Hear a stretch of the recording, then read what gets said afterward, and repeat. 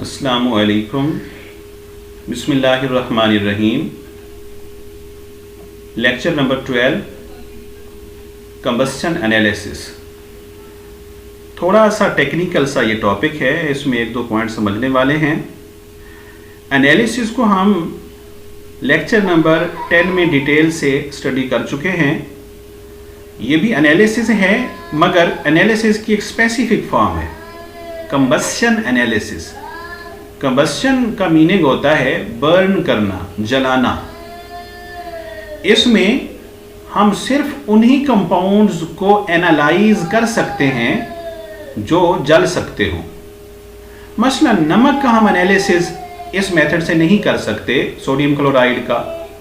चूने का नहीं कर सकते, कैल्शियम कार्बोनेट का, क्योंकि ये जलते नहीं। जो कंपाउंड बर्न होंगे उनका कंपैरिजन होगा, पहली शर्त ये। तो दूसरी बात ये कि हर वो चीज़ जो जल सकती है उसका एनालिसिस इस मेथड से हो सकता है। जवाब नो में है, नहीं। तो फिर कौन से कंपाउंड जो जल भी सकते हैं और उनका कंबस्शन एनालिसिस हो सकता है? तो इनके लिए ये दो कंडीशंस हैं कि ऐसे ऑर्गेनिक कंपाउंड्स जिनमें सिर्फ कार्बन और हाइड्रोजन दो किस्म के एलिमेंट्स पाए जाते हों, उनका हम कंबस्शन एनालिसिस कर सकते हैं।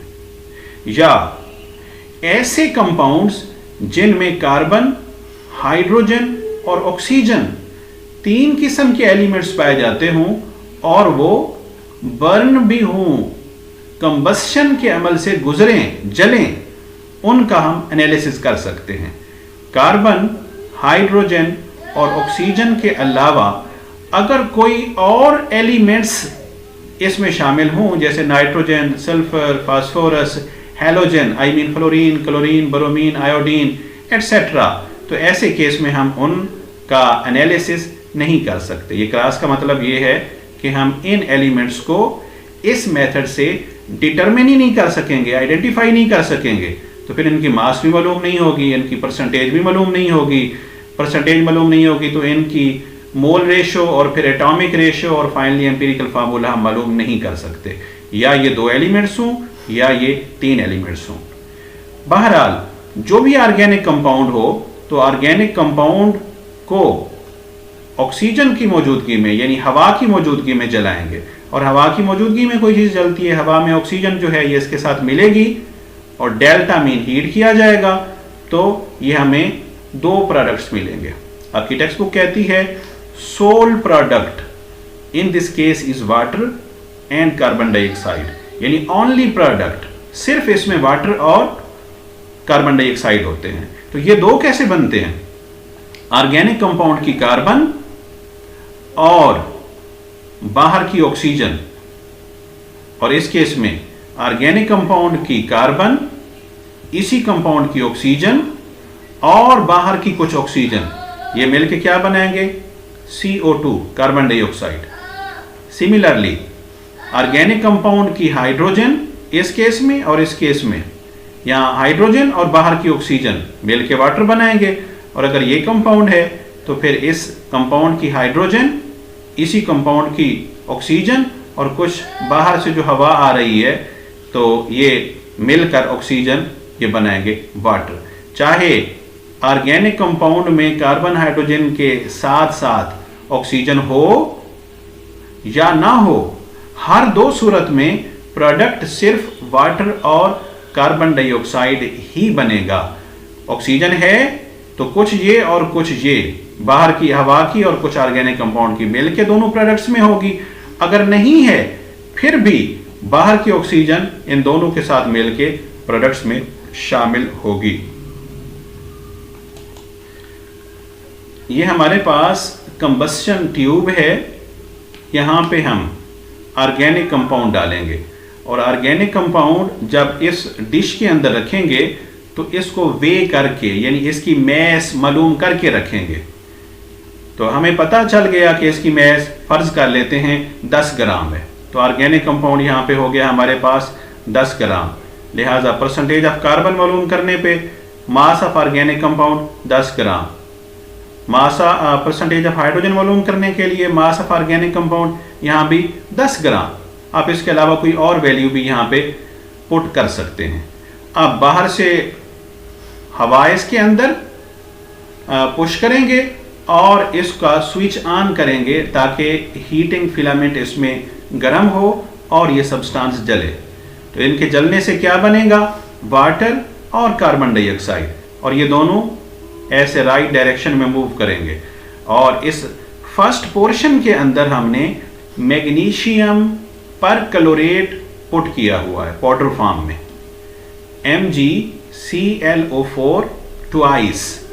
तो इसका फार्मूला और नाम दोनों चीज़ें याद रहनी चाहिए, ये MCQs और शॉर्ट क्वेश्चन में पूछा जाता है। मैं रिपीट कर रहा हूं, मैग्नीशियम पर क्लोरेट, इसके अंदर अल्लाह ताला ने सलाहियत रखी है कि ये वाटर के वेपर्स को एब्जॉर्ब कर लेता है। आहिस्ता आहिस्ता ये प्रोडक्ट्स इस तरफ आगे मूव करेगा और वाटर के मॉलिक्यूल्स इस सब्सटेंस में एब्जॉर्ब्ड या एड्जॉर्ब्ड हो जाएंगे, जज्ब हो जाएंगे, और ये मजीद आगे जाएगा। तो यहाँ पे हमने 50% KOH 50% potassium hydro oxide put किया है, और इसके अंदर सलाहियत ये है कि ये CO2 को एब्जॉर्ब कर सकता है। तो अब हमें फ़ायदा क्या होगा, फ़ायदा ये होगा कि बननी ही दो चीज़ें थी, वाटर और CO2, तीसरी चीज़ तो कोई थी ही नहीं। और वाटर कितना बना, इसकी मैस को हम यहाँ पुट कर देंगे, और वाटर के अंदर 2 हाइड्रोजन है, एक हाइड्रोजन की मास होती है 1.008, तो 2 हाइड्रोजन की मास है 2.016। यहां बच्चे गलती करते हैं, ये कभी नहीं भूलना, 2 हाइड्रोजन की मास है तो 1.008 नहीं लिखना, 2.016। और ये बटे में क्या है, ये वाटर की मॉलिक्यूलर मैस है, जो कि हम गुज़श्ता लेक्चर में पढ़ चुके हैं। ऑक्सीजन 16 और 2 हाइड्रोजन मिलेंगे तो 16 + 2 18, तो ये वाटर की 1 मोल की मास हमने पुट की, और 100 से ज़रब देंगे ताकि जवाब हमारा परसेंटेज में आए। इस तरीके से हमें परसेंटेज ऑफ हाइड्रोजन मालूम हो जाएगी। यानी इसका हमें पहले पता था, ये है, इसका पहले पता है, ये है, ये 100 ही पुट करना है। Mass of organic compound experiment करने से पहले ही हमें पता है कि हमने यहाँ कितनी पुट की है। हमें क्या चीज़ चाहिए, सिर्फ वाटर की मैस जो यहाँ पे प्रोड्यूस होगा उसकी वैल्यू का हमने मालूम करना है इस एक्सपेरिमेंट से। सिमिलरली CO2 की कार्बन डाइऑक्साइड की मैस यहाँ से हम मालूम करेंगे और इसको यहाँ पुट करेंगे।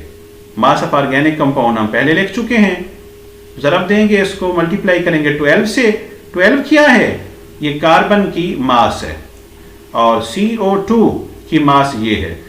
एक ऑक्सीजन 16, 2 ऑक्सीजन 32 और एक कार्बन 12, 32 + 12 44, और ये 100 से मल्टीप्लाई होगा। इस तरीके से परसेंटेज ऑफ कार्बन हमें मालूम हो जाएगी।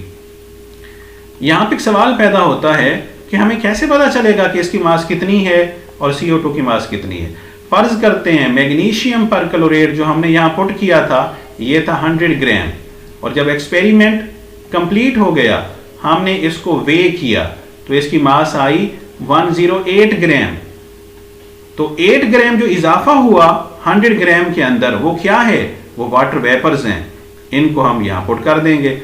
और ये 100 ग्राम अगर मैस थी तो अब इसकी मैस आ रही है 107 ग्राम। तो 7 ग्राम क्या है, ये कार्बन डाइऑक्साइड जो इसके अंदर एब्जॉर्ब हुई है उसकी मैस है। इस तरीके से बड़े सिंपल मेथड से हम इनको मालूम करके यहाँ पुट करते हैं तो हमें इनका पता चल जाता है।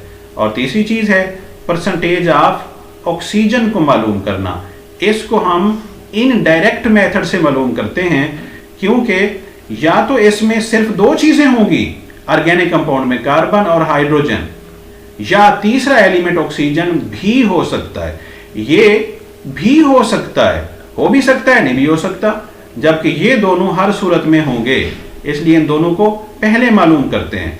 और अगर ये है या नहीं है कैसे पता चल जाएगा, इसको हम 100 से इन 2 की percentage of carbon plus percentage of hydrogen, इनको ऐड करके 100 से सब्ट्रैक्ट करते हैं, और सब्ट्रैक्ट करने से अगर इन दोनों की परसेंटेज का मजमूआ अगर 100 हो जाए तो 100 माइनस 100 0। अगर ऑक्सीजन ऑर्गेनिक कंपाउंड के अंदर जो यहां पुट किया है था ही नहीं, तो ऑक्सीजन सिर्फ बाहर से आया और इनमें मिला, तो यहां इसकी परसेंटेज ऑटोमेटिकली 0 हो जाएगी, क्योंकि ये दोनों मिलके 100% हो जाएंगे। अगर हम ऑक्सीजन की परसेंटेज को पहले मालूम कर लें इन दो को एडजस्ट करके किसी फार्मूला में, तो हमें तो इल्म ही नहीं था कि ऑर्गेनिक कंपाउंड में आया ऑक्सीजन है या नहीं है, मगर प्रोडक्ट्स में जरूर होगी। क्यों? बाहर की हवा से ऑक्सीजन इसके अंदर आ रही है, जल के प्रोडक्ट का हिस्सा बन रही है। अगर डायरेक्ट मालूम करेंगे इस तरीके का या इस तरीके का कोई फार्मूला बनाकर, तो फिर ऑक्सीजन की परसेंटेज आ जाएगी, अगर वो ऑर्गेनिक कंपाउंड में मौजूद हो या ना हो। अगर इसकी वैल्यू शुरू से ही आ जाएगी और वो रॉन्ग वैल्यू होगी, लिहाजा इन दो की परसेंटेज भी हमारे पास गलत आएगी। ये शॉर्ट क्वेश्चन अक्सर पूछा जाता है, why we can't determine percentage of oxygen by direct formula. तो इसका जवाब ये है कि हम बाहर से चूंकि ऑक्सीजन प्रोवाइड करते हैं और प्रोडक्ट्स में जो ऑक्सीजन है वाटर में और CO2 में, इसमें ऑर्गेनिक कंपाउंड में ऑक्सीजन अगर है या नहीं है, हर दो सूरत में बाहर की ऑक्सीजन, एयर वाली ऑक्सीजन इनके अंदर जरूर शामिल होगी, इसलिए हम इसको डायरेक्ट मेथड से मालूम नहीं कर सकते।